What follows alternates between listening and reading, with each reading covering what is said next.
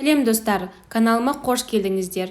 Бүгін сіздермен бірге етті пәліштің рецептін ұсынатын боламын. Менімен бірге дайындауға шақырамын. Ең бірінші жылы сүттің үстіне жылы суды құйып, ашытқымен қантты салып демалдырып қоямын. Содан кейін тұз саламын, жұмыртқаның ағын салып, жақсылап араластырамын да, електен өткізілген 2 кесе ұнды салып, қолыммен жақсылап жұмсақ етіп қамыр илеймін. Қамыр бізде жұмсақ болып тұруы керек. Қамырын дайындау жолындағы грамм мөлшерін барлығын описание бөліміне жазып қоямын. Сол жерден өздеріңізге сақтап алсаңыздар болады.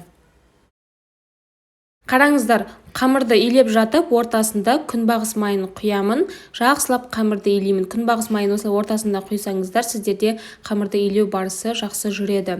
Енді осыны пакетке салып, демалдырып қоямыз. Оған дейін салмасын саламыз.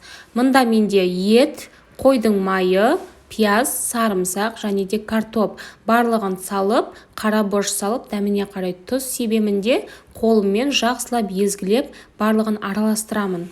Дайын қамырды екіге бөлемін, яғни табаны болатын қамыры үлкен болуы керек және екіншісі кішкентай болып тұрады. Енді табаны болатын қамырды жұқа етіп жаямын, барлығын оқтаудың көмегімен жақсылап жайып аламын.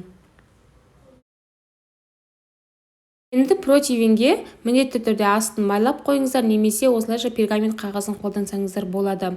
Енді жақсылап жайып шығамын. Үстіне салманы саламыз, жаңағы етті салмамызды салып, жақсылап орналастырып шығамыз. Салма неғұрлым көп болса, сол ғұрлым өте дәмді болып шығады, сондықтан салмасын аямаңыздар.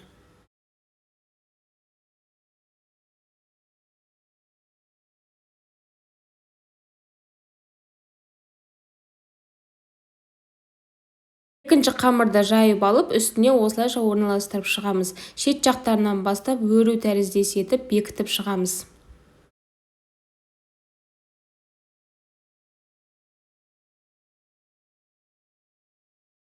Ортасынан тесік жасаймыз. Шеттерінен осылайша пышақтың көмегімен кесіп шығамын. Және де сары майды ортасына осылай салып қоямын. Жұмыртқаның сарысын барлық жағына жағып шығамын да, пешке 180 градусқа 30-35 минутқа жіберемін. Міне біздің етті бәлішіміз дайын болды, өте дәмді болып шығады және де ең бастысы ет піседі, картобы да піседі және де қамыры жұмсақ болып шығады. Менімен бірге болғандарыңызға рахмет. Келесі видеода кездескенше, видео ұнаса лайк басуды ұмытпаңыз.